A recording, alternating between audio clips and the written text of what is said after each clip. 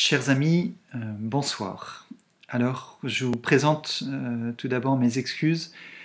Je suis désolé, hier je n'ai pas eu le temps d'enregistrer de vidéo, ni aujourd'hui. Ce matin nous avions encore des funérailles, et puis cet après-midi d'autres choses à faire.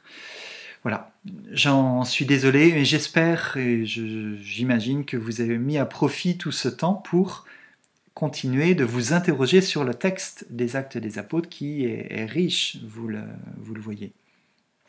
Alors je vous propose de reprendre ce que j'ai juste un tout petit peu abordé hier soir, ou la dernière fois, sur la première communauté. Donc c'est au verset 42 du chapitre 2, verset 42 et suivant.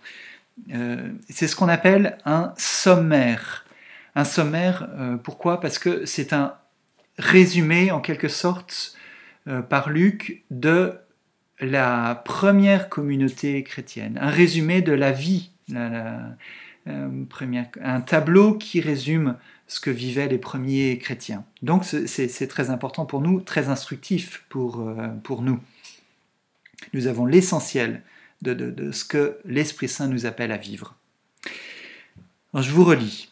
Au verset 42. Ils étaient assidus à l'enseignement des apôtres et à la communion fraternelle, à la fraction du pain et aux prières. La crainte gagnait tout le monde. Beaucoup de prodiges et de signes s'accomplissaient par les apôtres. Tous ceux qui étaient devenus croyants étaient unis et mettaient tout en commun. Ils vendaient leurs propriétés et leurs biens pour en partager le prix entre tous, selon les besoins de chacun. Unanimes, ils se rendaient chaque jour assidûment au temple. Ils rompaient le pain à domicile, prenant leur nourriture dans l'allégresse et la simplicité de cœur. Ils louaient Dieu et trouvaient un accueil favorable auprès du peuple tout entier. Et le Seigneur adjoignait chaque jour à la communauté ceux qui trouvaient le salut. Alors vous avez là donc un petit récapitulatif de la vie des premiers chrétiens. Pas forcément au sortir immédiatement de la Pentecôte. L'Esprit est là et est donné à ces 3000 personnes qui se sont adjointes aux apôtres, aux quelques femmes qui sortaient du cénacle. L'Esprit est là, mais par exemple, vous voyez au verset 43, « La crainte gagnait tout le monde, beaucoup de prodiges et de signes s'accomplissaient parmi les apôtres. » Eh bien, cela n'est pas encore arrivé. Saint Luc va le décrire juste après.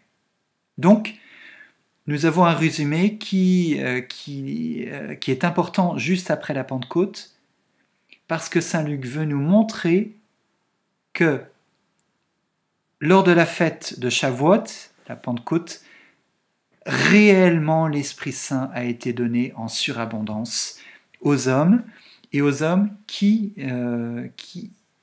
s'ouvrent au salut apporté par le Christ et qui reçoivent l'Esprit Saint. Mais ce n'est pas forcément complètement exact. Voilà. Et peut-être que c'est un peu idéalisé, voilà. Mais le message est très important et a été vécu par cette communauté. Alors je reprends. Vous avez plusieurs choses dans cette description. D'abord, l'enseignement des apôtres. Pourquoi est-ce que ces gens-là, ces premiers chrétiens, ces premiers croyants, ces premiers frères, ce sont chrétiens, non, frères, croyants, ce sont les premiers noms des chrétiens. Après, chrétien va apparaître, mais c'est un peu plus tard.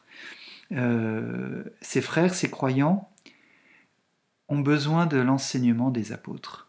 Pourquoi ? Parce que les apôtres eux-mêmes ont reçu un enseignement du Christ qu'ils n'ont pas tout de suite compris. Le Christ leur a dit, c'est l'Esprit Saint qui vous expliquera tout, qui vous permettra de comprendre tout ce que je vous ai dit. Eh bien, les apôtres ont reçu le don de l'Esprit Saint avec puissance au jour de la Pentecôte et sont capables à leur tour de prendre la parole à la suite du Christ pour expliquer aux autres ce qu'il y a à comprendre. Dieu aurait très bien pu s'arranger pour donner l'Esprit Saint à tous, qu'il a fait par le baptême, mais de telle sorte que l'Esprit Saint éclaire le cœur de chacun et que les uns et les autres n'aient pas besoin des apôtres en fait pour comprendre. Eh bien non, Dieu veut passer par les apôtres. Jésus l'a expliqué, a mis en valeur en fait les apôtres et leur a dit leur rôle, leur mission de proclamation des évangiles. Eh bien, nous voyons que cela se réalise, cela passe par les apôtres. Ils étaient assidus à l'enseignement des apôtres, à la communion fraternelle, à la fraction du pain et aux prières. Alors, je vais d'abord parler de la prière. Donc, aux prières, la crainte gagnait tout le monde. Donc, la crainte, c'est le sentiment. Il faut que je retrouve, c'était bien écrit. L'émotion qui étreint le croyant lorsqu'il est conscient de la présence de Dieu. L'émotion qui étreint le croyant lorsque Dieu s'approche de lui. Dieu est là. Ça, c'est la crainte qui devient un amour tellement fort qu'il craint de faire du tort à Dieu. Voilà. Donc, ils prient, ils ont un amour pour Dieu. Ils se rendaient chaque jour assidûment au temple, unanimes, ensemble, ils se rendaient chaque jour assidûment au temple. Ils rompaient le pain à domicile et prenaient leur nourriture dans l'allégresse et la simplicité de cœur. Ils louaient Dieu.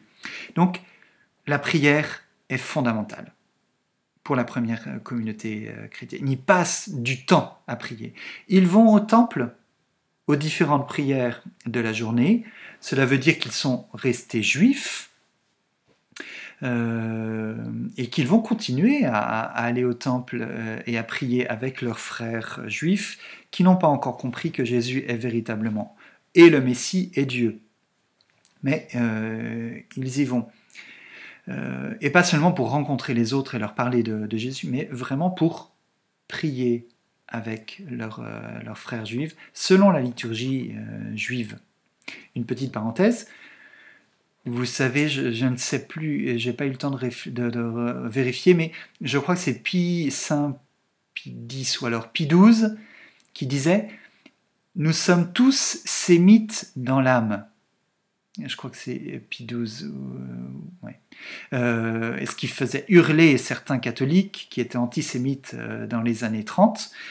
Il disait « Nous sommes tous sémites dans l'âme parce que nos racines sont juives, bien sûr, et nous ne pouvons pas les gommer. » Et toute la première communauté chrétienne, pendant des décennies, en tout cas, a continué d'aller prier au temple et à prier selon la liturgie juive. Nous ne pouvons pas le gommer. En nous unissant au Christ, nous nous unissons au Christ qui est juif et qui a continué d'être juif et qui a donné l'éclairage qui a permis aux Juifs de comprendre tout ce que Dieu avait dit et le surcroît d'enseignement qu'il lui-même a apporté. Donc, nous sommes tous juifs dans l'âme de par notre baptême. Donc, les apôtres vont au temple, ils prient, ils vont au temple, ils louent, et puis ils rompent le pain à domicile, prenant leur nourriture dans l'allégresse et la simplicité de cœur. Ils rompent le pain à domicile, ça veut dire ils célèbrent la messe. Ils font mémoire de ce que Dieu, Jésus, a fait au soir de la Cène, parce que Jésus leur a demandé de le refaire en son nom. Et ils vivent ce que Jésus a fait. Et ils reçoivent le corps du Christ. Et ça, ils le font à l'intérieur de leur maison, à domicile. Pourquoi ? Parce qu'il n'y a pas encore d'église et qu'ils ne peuvent pas le faire au temple. Parce qu'ils se sentent poussés à le faire chez eux. Voilà. Et là aussi, une petite parenthèse. Vous voyez aujourd'hui comment vous célébrez l'Eucharistie, vous vous unissez à l'Eucharistie chez vous par le biais d'Internet, et vous retrouvez en quelque sorte une petite liturgie domestique. Et ça, c'est peut-être quelque chose que nous devons retrouver de manière générale. Parce que les Juifs n'ont pas perdu cette liturgie domestique, familiale, au cours de laquelle ils prient tous ensemble et se retrouvent avec Dieu dans leur maison. Voilà, je ferme cette parenthèse. Donc, enseignement des apôtres, la prière. Ils mettent tout en commun, ils sont unis au point de se rendre service, de s'apporter ce dont ils ont besoin. Le service et le don, l'aumône, qui est très importante chez les Juifs et chez nous aussi. Ils servent aussi en faisant les miracles que Dieu leur inspire de faire. Voilà. Beaucoup de prodiges et de signes s'accomplissaient parmi les apôtres. Par les apôtres. Et donc, à travers ça, ils évangélisent aussi. Ils parlent de ce qu'ils ont vécu. Ils n'ont pas peur. Et un accueil favorable, ils recevaient un accueil favorable auprès du peuple tout entier. Ils n'ont pas peur de parler et étonnamment, le peuple reçoit tout ce qu'ils ont à dire. Et dernier point, c'est l'évangélisation aussi, c'est le Seigneur adjoignait chaque jour à la communauté ceux qui trouvaient le salut. Voilà, l'Église grandit, et ça chaque jour. Si ce n'est pas le fruit de l'Esprit Saint, alors c'est quoi? Vous voyez, nous avons des grandes prophéties dans l'Ancien Testament qui annonçaient que les gens d'un peu partout allaient venir à Jérusalem pour recevoir la lumière des Juifs et pour pouvoir s'unir à Dieu dans l'adoration véritable à Jérusalem, lieu du temple. Comme en Zacharie 8, 21 et suivant, eh bien, cela s'accomplit dans la première communauté chrétienne. C'est magnifique. Eh bien, ces différents points, nous sommes appelés à les vivre et à les retrouver dans notre vie. L'enseignement, nous devons rechercher l'enseignement de l'Église pour mieux comprendre la parole de Dieu et pour mieux entrer dans la volonté de Dieu, pour mieux nous convertir. L'enseignement, la prière, personnelle et communautaire, et en famille si nous le pouvons. La vie fraternelle, ils vivent ensemble, ils partagent, ils se rendent service, ils rendent service aussi aux autres, notamment en faisant ces miracles, et ils parlent, ils témoignent, comme Jésus leur a demandé, de proclamer sa bonne nouvelle à tous ceux qu'ils vont voir. Eh bien, ces 5 points, l'enseignement, la formation, la prière, la vie fraternelle, le service, le partage et l'évangélisation, doivent faire partie de notre vie de chrétien, si nous voulons vraiment communier à l'Église et donc à Dieu. Si nous en sommes loin, eh bien, demandons à Dieu de nous y aider. Voilà, je crois que je vais m'arrêter là, et puis demain, eh bien, je passerai à la suite, c'est-à-dire la guérison par Pierre d'un infirme de naissance. Voilà, bonne soirée, bonne méditation.